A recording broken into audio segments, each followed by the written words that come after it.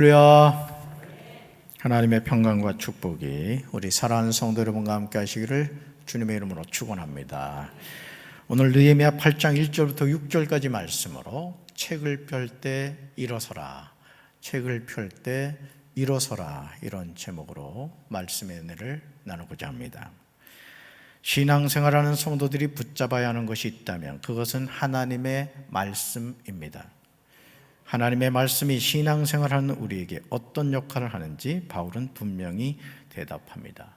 우리는 디모데후서 3장 16절로 17절 말씀을 통해서 말씀의 역할이 무엇이냐 이걸 알게 되죠. 같이 읽습니다. 모든 성경은 하나님께 받은 영감으로 쓰여 우리 손에 주어진 책이며 진리가 무엇인가를 가르쳐주고 우리 생활에서 악한 것이 무엇인가를 알게 해주는데 유익한 책입니다. 그리고 우리의 생활을 바르게 하고 옳은 일을 행할 힘을 줍니다. 하나님께서는 이 성경을 통해서 우리를 모든 면에서 온전하게 하시고 남에게 착한 일을 할 수 있는 사람이 되도록 해 주십니다. 아멘. 우리가 소유하고 있는 성경은 어떤 역할을 하는 것일까요? 우리는 바울이 하는 말을 통해서 성경이 어떤 역할을 하는지에 대해서 잘 알 수 있습니다. 가장 먼저 알아야 하는 것은 모든 성경은 하나님께 받은 영감으로 쓰여 우리 손에 주어진 책이라는 사실입니다. 모든 성경은 하나님이 우리 손에 주신 책이에요. 여러분 생각해 보세요. 하나님이 우리를 사랑해 주셔서 이렇게 두꺼운 책을 주셨다고요. 감사해요, 감사해요. 엄청 감사하죠.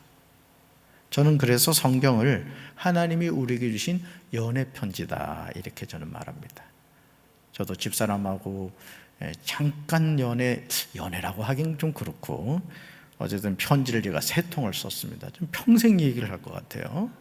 3장씩 3통을 보냈는데 한 번도 답장을 받지 못했습니다. 그렇지만 결혼했습니다. 이게 중요하죠. 그래서 그 편지에다가 구구절절 당신이 나하고 결혼하면 이렇게 될 것이다 막 소망을 불어넣었죠. 그게 저한테 오더라고요. 여러분, 하나님이 우리를 얼마나 사랑하시는지 이렇게 두꺼운 연애 편지를 써주셨다고요. 여러분, 연애 편지는 어떻게 돼요? 읽어야 되죠. 왜? 하나님이 우리를 어떻게 사랑하시는가를 기록하고 있기 때문에 그렇습니다. 그런데 성경이 하나님의 자녀들에게 하는 아주 중요한 3가지 역할이 있다. 우리는 이 역할을 잘 알아야 돼요. 자, 볼까요? 첫째, 진리가 무엇인가를 가르쳐 줍니다. 뭐가요? 성경이. 두 번째요, 우리 생활에서 악한 것이 무엇인가를 알게 해주는데 유익한 책입니다. 세 번째요, 우리의 생활을 바르게 하고 옳은 일을 행할 힘을 줍니다. 뭐가요? 성경책이 그렇다는 거죠. 이 세상에서 진리가 무엇인지 가르쳐주는 책이 있습니까? 이 세상에서 악한 것이 무엇인지 가르쳐주는 책이 있어요?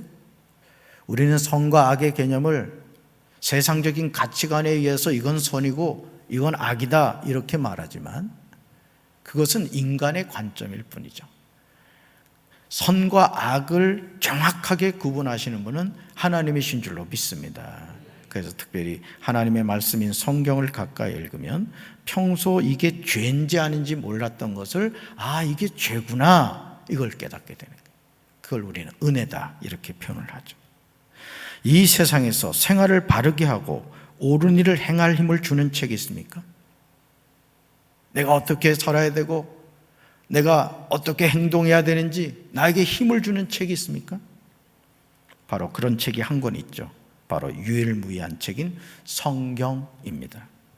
그러므로 하나님은 이 성경을 통해서 우리를 모든 면에서 온전하게 하시고 남에게 착한 일을 할 수 있는 사람이 되도록 해 주십니다. 그러므로 모든 성도는 한 책의 사람이 되어야 할 줄로 믿습니다. 그렇다면 하나님이 자녀들에게 주신 책인 성경을 등한히 취급한다면 어떻게 될까요? 아니, 하나님의 말씀이 없는 일상의 삶을 살아간다면 우리는 어떤 생활을 하게 될까요? 우리는 성경이 하나님의 자녀에게 하는 3가지 역할을 역으로 보면 되는 거예요. 역으로. 첫째, 진리가 무엇인가를 배우지를 못해요. 성경을 가까이 하지 않으면 평생을 이 세상을 살아도 진리가 뭔지를 모른다는 거죠. 사실 여러분, 이 세상 많은 사람들이 진리를 찾거든요. 여러분, 빌라도가 예수님에게 물었잖아요. 진리가 무엇이냐? 이게 모든 사람의 사실 갈증 가운데 하나거든요. 그런데 진리가 무엇인가를 우리가 무엇을 통해 배울 수 있다? 성경을 통해 알 수 있다는 거죠. 두 번째, 같이 읽어요. 우리 생활에서 악한 것이 무엇인가를 모르게 됩니다. 여러분, 악한 것이 무엇인가를 안다는 게 왜 중요하죠? 하나님의 심판 때문에 그런 거예요. 자, 세 번째요. 우리의 생활을 바르게 하고 옳은 일을 행할 힘이 없습니다. 그러니까 하나님의 말씀을 가까이 할 때 내가 하나님의 자녀로서 어떻게 행동해야 되는가에 대해 힘을 얻게 된다. 힘을. 하나님의 말씀을 통해 하나님은 우리를 모든 면에서 온전하게 해주시고 남에게 착한 일을 할 수 있는 사람이 되도록 해주십니다. 그런데 하나님의 말씀을 읽지도 않고 배우지도 않고 가까이 하지 않으면 우리는 이런 모든 혜택을 누리지 못하게 됩니다. 느헤미야는 조국 유다가 망한 이유를 다른 것에서 찾지 않았습니다. 그는 조국 유다가 하나님을 향하여 크게 악을 행하였다고 고백합니다. 그런데 그 고백의 중심에는 주의 종 모세에게 명령하신 계명과 율례와 규례인 하나님의 말씀이 있었습니다.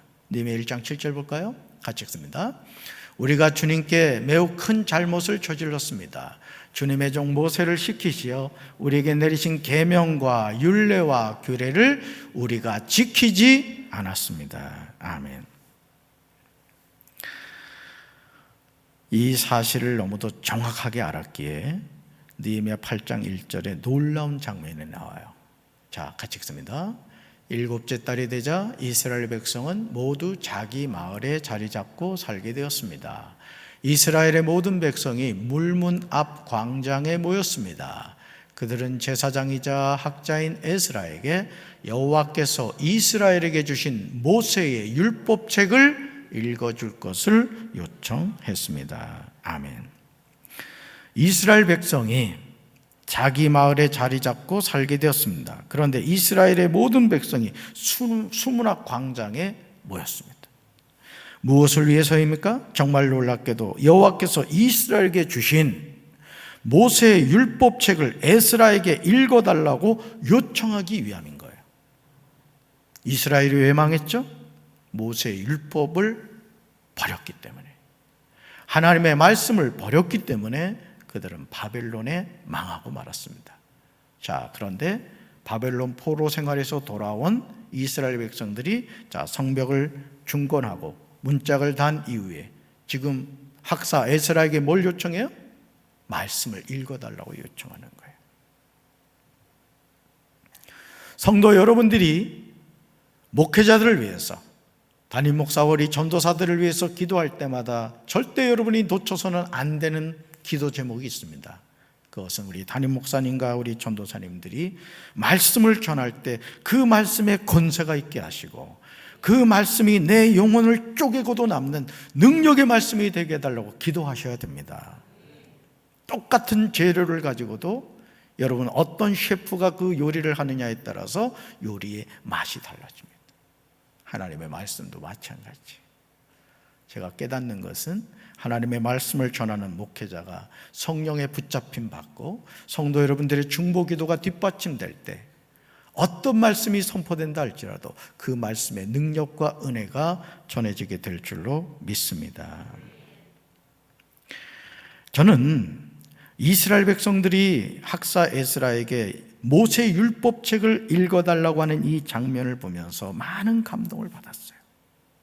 아니, 앞으로 제가 우리 교회 담임 목사로서 어떻게 목회해야 할 것인가, 이 질문에 관한 분명한 영감과 확신을 얻게 되었습니다.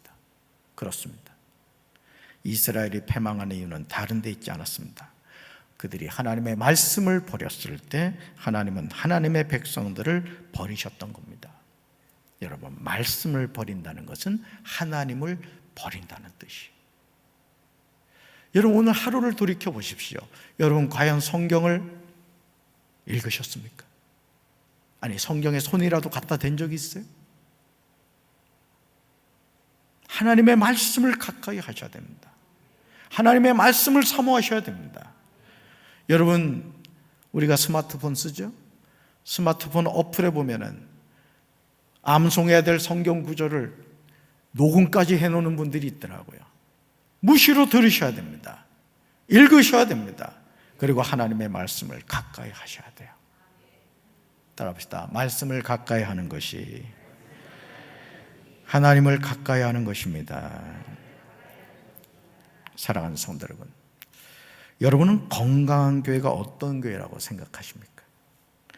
교회 건물이 현대적이고 냉난방기 시설이 좋고 음향 상태가 완벽하고 찬양대가 수준에 있는 교회입니까? 수천 명이 모여서 편안하게 예배 드리는 교회가 건강한 교회라고 여러분 생각하십니까? 성경 그렇게 대답하지 않습니다. 성경에서 말하는 교회란 건물이 아닙니다. 살아있는 하나님의 말씀이 가감없이 선포되는 교회가 건강한 교회고, 하나님이 역사하시는 교회가 건강한 교회인 줄로 믿습니다. 저는 우리 교회가 그런 교회가 되기를 새벽마다 간절히 기도합니다. 우리 성도 여러분들도 그런 기도의 사람이 되기를 주님의 이름으로 축원합니다. 강단에서 어떤 말씀이 선포된다 할지라도 그 말씀을 심령의 문을 열고 아멘, 아멘하고 받아들일 수 있는 신앙의 성숙이 있어야 되는 거예요. 그런데 어떤 사람들은 그 말씀을 들을 때 걸러내는 사람들이 있습니다. 이건 이래서 안 되고 저건 저래서 안 되고. 여러분, 하나님의 말씀이 선포되는데 내가 왜 그 말씀을 취사 선택을 합니까? 여러분, 하나님의 말씀은 무조건 아멘으로 받아들여야 될 줄로 믿습니다. 그러면 은혜가 되는 거예요. 그 말씀이 나의 영혼을 살리고 그 말씀이 넘어져 있는 내 인생을 다시 일으켜 주실 줄로 믿습니다. 느헤미야는 북이스라엘이 아수르에게 멸망하고 남유다가 바벨론에 패망한 이유를 알았습니다. 조국이 망한 이유는 국력의 문제가 아니었습니다. 하나님의 백성이 망하는 이유는 외적인 문제가 아닙니다. 하나님을 떠날 때, 말씀을 떠날 때 망합니다. 느헤미야는 아우 하나니를 통해서 조국에 대한 상황을 들었을 때 조국 예루살렘이 망한 이유가 하나님의 말씀에 있었음을 직감적으로 느꼈습니다. 그리고 이런 느헤미야의 알미 이스라엘 자손에게로 전해졌습니다. 그래서 말씀을 찾았던 거예요. 말씀. 느헤미야 8장 2절에서 예루살렘 성벽 재건 후 정말 감동적인 장면을 보게 됩니다. 자, 말씀 볼까요? 7째 달 초하루에 에스라 제사장은 율법책을 가지고 회중 앞에 나왔다. 거기에는 남자든 여자든 알아들을 만한 사람은 모두 나와 있었다. 아멘. 신앙생활을 하다 보면 신앙적인 체험에 대한 갈증을 느끼게 돼요. 저도 이 모태신앙으로 자라가지고 맨날 모태 하다 보니까 제가 이런 생각까지 다 했다니까요. 웃을 준비하세요. 내가 너무 이 모태신앙으로 자라가지고 인생이 너무 변화가 없어가지고 하나님이 역사하시지 않는 것 같아. 그 내 마음에 어떤 생각이 드냐, 이제는 좀 죄를 지어야 되겠다. 그리고 나서 천부여 의지 없어서 손 들고 옵니다. 그럼 하나님이 놀랍게 역사하실 거야. 이런 허망한 생각을 다 했습니다. 여러분 가운데도 몇 분이 있는 것 같아요. 지금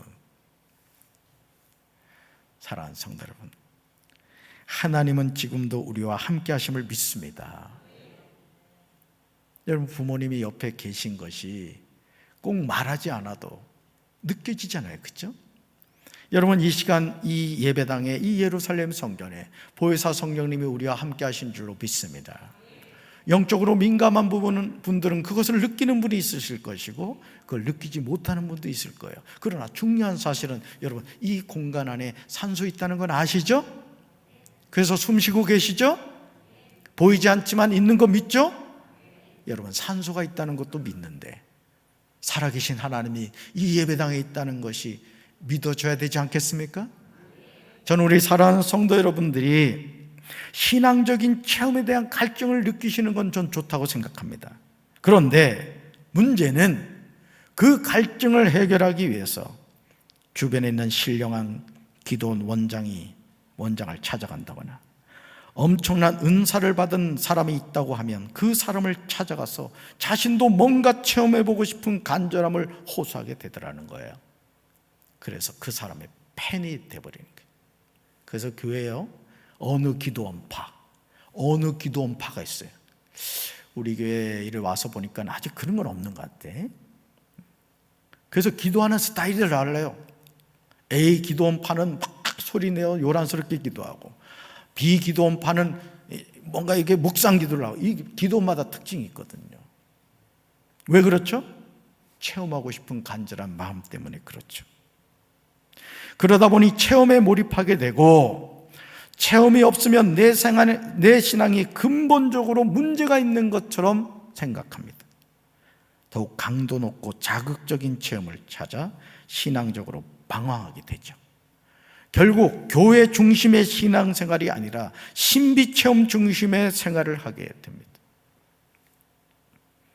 제가 몇 번 말씀을 드렸지만, 기도 많이 하시는 분들, 성령의 은혜를 체험하신 분들 곁길로 가지 마세요.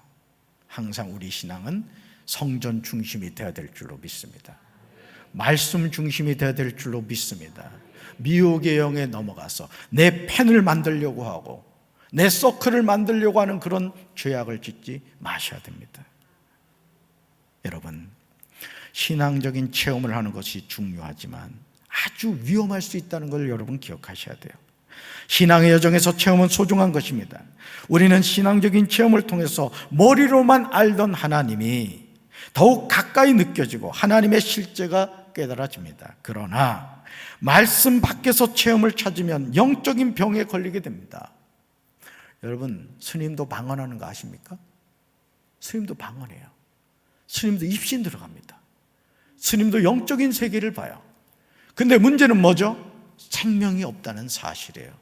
오늘 우리가 어떤 체험을 한다 할지라도, 여러분, 사도 바울이 말한 것처럼 3층 천을 갔다 왔지만은 바울은 죽을 때까지 겸손함을 잃지 않았습니다. 나의 나된 것은 하나님의 은혜임을 늘 고백하며 살았어요. 여러분이 신앙적인 어떤 체험을 했다 할지라도 더 겸손해지시기 바랍니다. 보고 믿는 것보다 보지 않고 믿는 것이 더 복되다는 예수님의 말씀을 여러분이 기억하셔야 돼요. 왜 말씀이 중요합니까? 왜 하나님의 말씀인 성경을 사랑해야 합니까? 성도가 하나님의 말씀 없는 체험 중심으로 신앙생활을 하거나 하나님 말씀 없는 기도만을 하면 어느 순간부터 우리는 이상한 신앙을 가지게 됩니다. 소위 직통계시는 위험합니다. 히브리서 4장 12절로 13절을 보시면 하나님의 말씀이 무엇인지 가르쳐 줍니다. 우리 말씀 같이 읽습니다. 하나님의 말씀은 살아있고 힘이 있어서 어떤 양날칼보다도 더 날카롭습니다. 그래서 사람 속을 꿰뚫어 혼과 영을 갈라내고 관절과 골수를 갈라놓기까지 하며 마음에 품은 생각과 의도를 밝혀냅니다. 하나님 앞에는 아무 피조물도 숨겨진 것이 없고 모든 것이 그의 눈앞에 벌거숭이로 드러나 있습니다. 우리는 그의 앞에 모든 것을 드러내 놓아야 합니다. 아멘. 사랑하는 성도 여러분, 하나님이 우리에게 주신 하나님의 말씀이 어떤 것인가를 9가지로 한번 보겠어요. 첫째요, 하나님의 말씀은 뭐하다? 살아있습니다. 아멘. 여러분, 하나님의 말씀이 살아있다는 것을 체험하시기 바라요. 두 번째, 하나님의 말씀은 뭐가 있다고요? 힘이 있습니다. 그래서 여러분, 한 영혼을 살리는 것이 말씀입니다. 오늘도 어느 성도님이 아주 중요한 일이 있으셨어요. 그래서 제가 카톡으로 문자를 보내고 이사야 41장 10절 말씀을 보내드렸습니다. 암송하십시오 했더니 그렇게 하겠다고 했어요. 하나님 도와주셨어요. 오늘 우리가 이 세상을 살아가면서 하나님의 말씀이 힘이 있다는 걸 믿으시길 바랍니다. 세 번째요, 어떤 양날칼보다도 더 날카롭습니다. 네 번째요, 사람 속을 꿰뚫어 혼과 영을 갈라냅니다. 뭐가요? 하나님의 말씀이. 다섯 번째요, 관절과 골수를 갈라놓기까지 합니다. 여섯 번째요, 마음에 품은 생각과 의도를 밝혀내요. 그러니까 여러분, 우리가 거울을 왜 보죠? 내 얼굴을 보기 위해서요. 저도 하루에 몇 번 거울을 봅니다. 새벽에 면대할 때마다 그냥 어떨 때는 이런 생각이 다 들어요. 그냥 다 뽑아버렸으면 좋겠어. 이게 면도하는 게 보통 힘든 게 아니야. 우리 여자분들 눈썹 그리기 힘들잖아요, 그렇죠?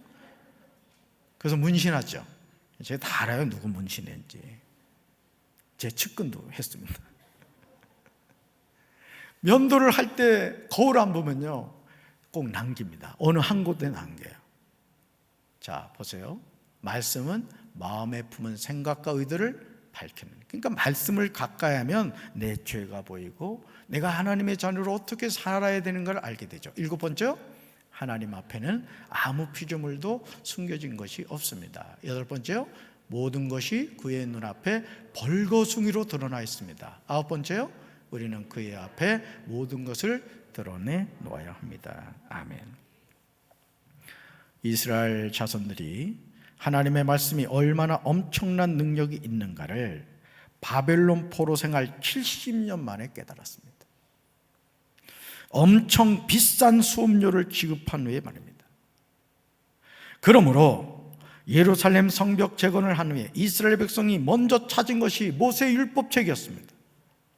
이스라엘 자손들은 과거처럼 누군가가 전해주는 하나님의 말씀을 수동적으로 듣는 자세가 아니었습니다. 이제는 능동적으로 학사 에스라에게 여호와께서 이스라엘에게 명령하신 모세 율법책을 가져오기를 청합니다.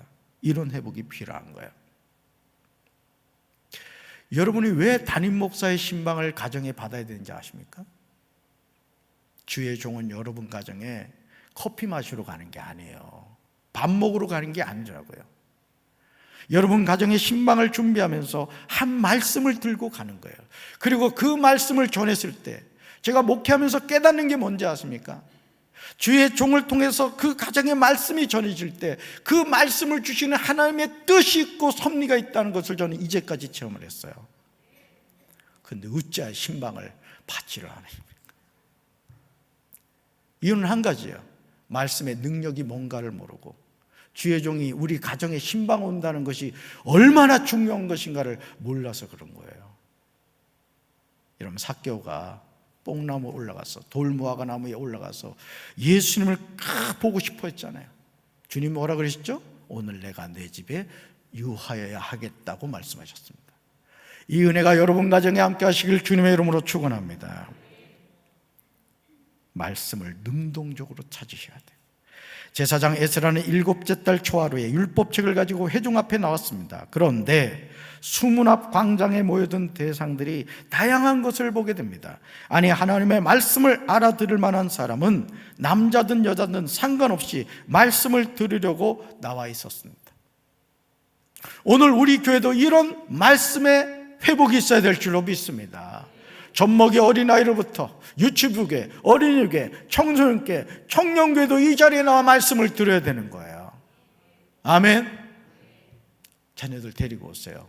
예배 때마다 그 아이가 그 생명의 말씀을 듣다가 한 말씀이 그 아이의 영혼에 심겨지면 하나님의 사람으로 쓰임받게 될 줄로 믿습니다. 느헤미야 8장 3절에 하나님의 말씀을 대하는 이스라엘 자손들의 모습이 나오죠. 같이 읽습니다. 에스라는 물문 앞 광장에서 이른 아침부터 한낮까지 율법책을 소리내어 읽었습니다. 에스라는 듣고 깨달을 만한 모든 사람에게 율법책을 읽어주었고 그들은 율법책의 말씀에 귀를 기울였습니다. 아멘.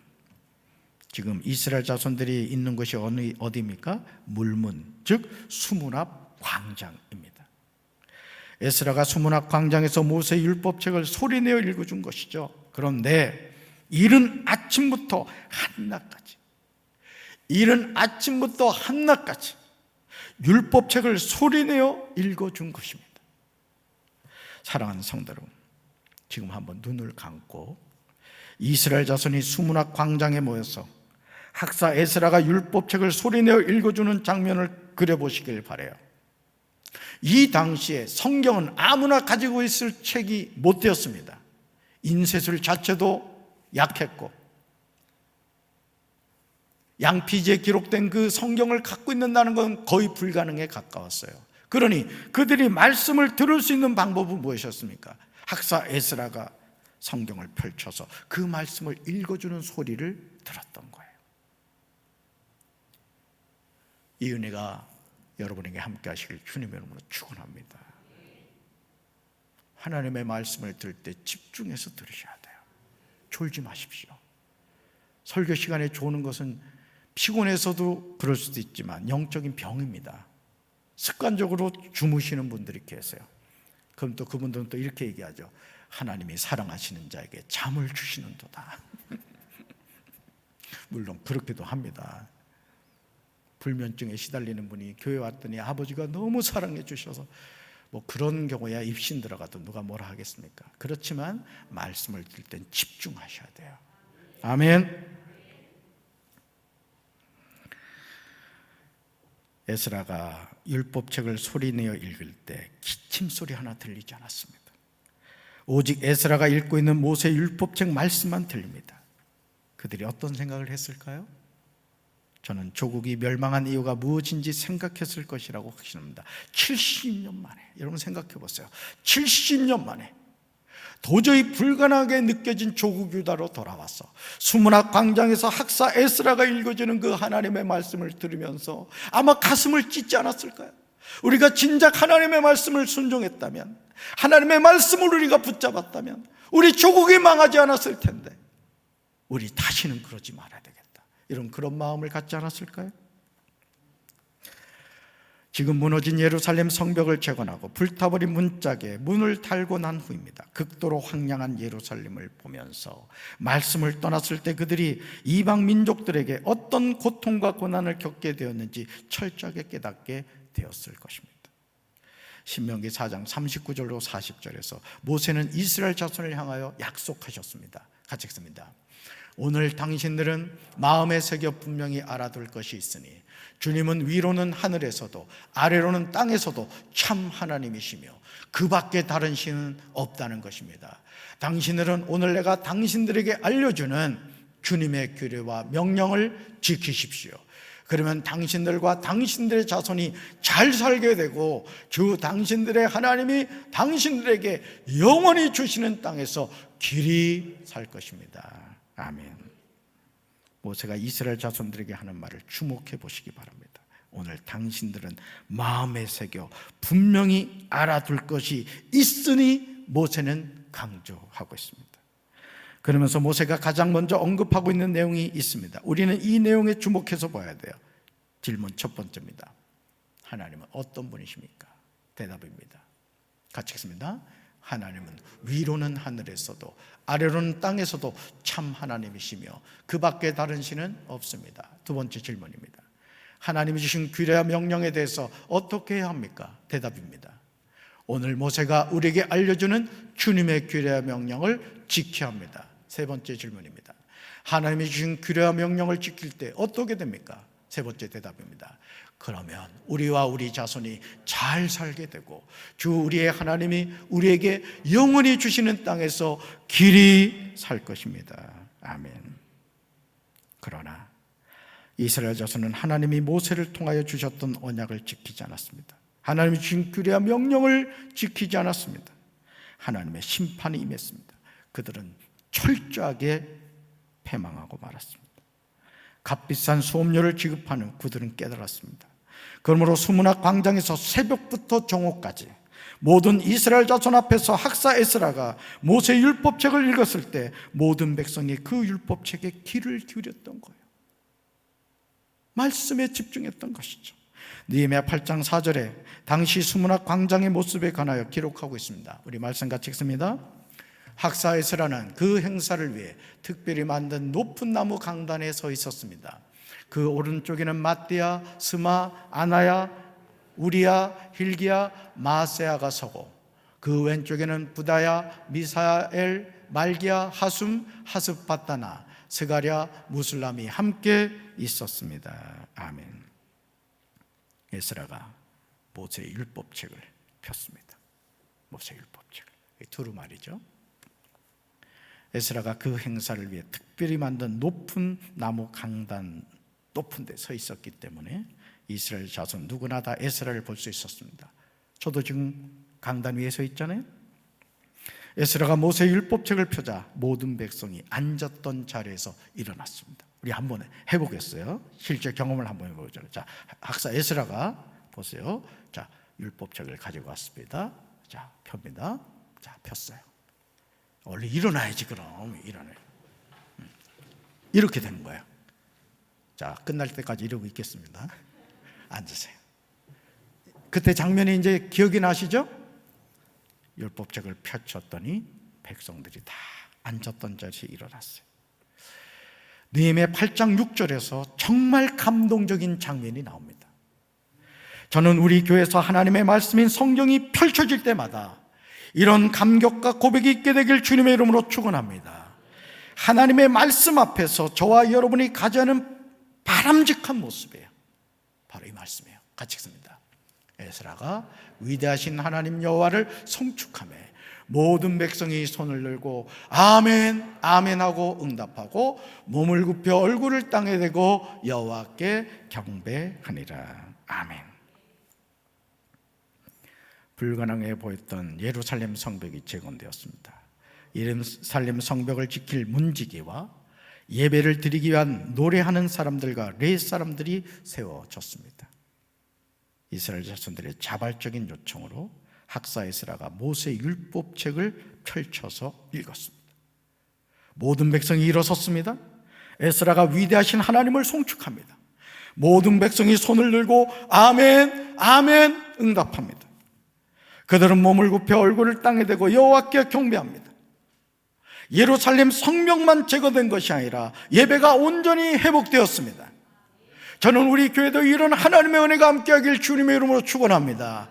건물만 리모델링 되는 것이 아니라 예배가 회복되어서 영혼들이 하나님을 만나고 우리의 영혼이 소성케 되는 놀라운 역사가 나타나게 되기를 주님의 이름으로 축원합니다. 하나님의 말씀이 펼쳐질 때 그 말씀 앞에서 모두가 일어서는 거예요. 일어서야 됩니다, 여러분. 하나님의 말씀을 너무 우리는 가볍게 생각합니다. 너무 멀리 해요.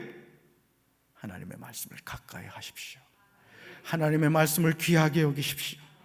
위대하신 하나님 여호와를 송축할 때 모든 백성이 손을 들고 아멘 아멘으로 응답하는 거예요.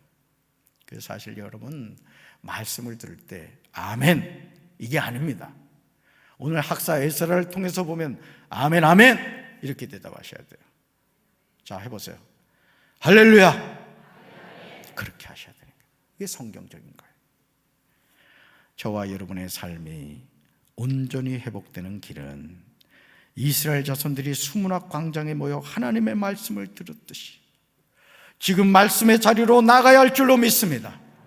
그런 다음 새벽부터 정오까지 모세의 율법책에 귀를 기울였듯이 말씀에 귀를 기울여야 할 줄로 믿습니다. 저는 우리 교회가 기도가 살아있고 말씀이 살아있는 교회가 되기를 원합니다. 담임 목사는 제 자신이 깨어 기도하고 제 자신이 하나님의 말씀을 읽고 연구하고 묵상하는 목사가 되기를 원합니다.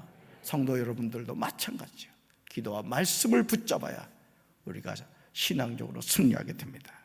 그렇게 할 때 하나님의 신실하고 영원한 약속은 우리 삶의 축복으로 이어집니다. 우리 이사야 55장 3절 말씀 같이 읽겠습니다. 너희는 내 말을 똑똑히 듣고 이제 내게로 오너라. 너희가 내 말을 옳게 듣기만 하면 너희는 죽지 않고 살 것이다. 나는 이제 너희와 언제까지나 유효한 언약을 맺겠다. 내가 옛날에 다윗과 맺은 언약을 그대로 지켜서 그 모든 약속을 너에게 이루어 주겠다. 아멘. 너희가 내 말을 옳게 듣기만 하면 너희가 죽지 않고 살 것이다. 내 백성이 지식이 없어서 망한다 했습니다. 여러분, 우리나라는 대통령이 정치 잘해서 이 나라 지켜가지 않아요. 정치인들이요, 기대하지 마세요. 우리는 하나님께 기대를 걸어야 됩니다. 여러분이 똑똑해서 가정을 지켜가는 게 아니에요. 하나님을 의지할 때 하나님이 가정을 지켜주시는 거예요. 우리 교회를 분케 하시는 분은 하나님이십니다. 목사가 잘나고 성도가 열심히 있어서가 아니에요. 우리가 하나님 그분을 바라볼 때 하나님의 말씀을 주야로 묵상하고 하나님의 말씀이 펼쳐질 때 그 말씀을 경외하는 믿음을 가지고 아멘 아멘으로 화답하며 나아간다면 하나님의 말씀은 살았고 운동력이 있어서 우리의 삶을 새롭게 할 줄로 믿습니다. 이런 은혜가 우리 사랑하는 성도 여러분의 삶에 함께 하시기를 주님의 이름으로 축원합니다. 가슴에 손 얹겠습니다. 하나님 아버지, 왜 하나님의 백성이 망했습니까? 하나님의 말씀을 버렸기 때문입니다. 왜 우리가 인생의 환난을 당합니까? 하나님의 말씀을 떠났기 때문입니다. 오늘 우리가 하나님의 말씀을 붙잡고 살기를 원합니다. 하나님의 말씀이 선포될 때 그 말씀에 아멘, 아멘으로 화답하게 하옵소서. 말씀이 내 영혼을 살리고, 말씀이 내 삶을 살리고, 말씀이 우리 가정을 살리고, 말씀이 우리 교회를 살리고, 말씀이 우리 조국 대한민국을 살리는 줄로 믿습니다. 말씀에 회복이 있게 하여 주시옵소서. 세상 바라보지 않게 하시고 하나님의 말씀을 주야로 묵상함으로 그 말씀을 통하여 시냇가에 심겨진 나무처럼 형통한 삶을 살아가게 하옵소서. 이제는 우리 주 예수 그리스도의 크신 은혜와 하나님 아버지의 한없는 사랑과 성령님의 교통하심이 하나님의 말씀이 펼쳐질 때마다 아멘, 아멘으로 화답하기 원하며 믿음으로 승리하기 원하는 사랑하는 주의 백성들을 위해 이제부터 영원토록 함께 하시기를 간절히 축원하옵나이다. 아멘.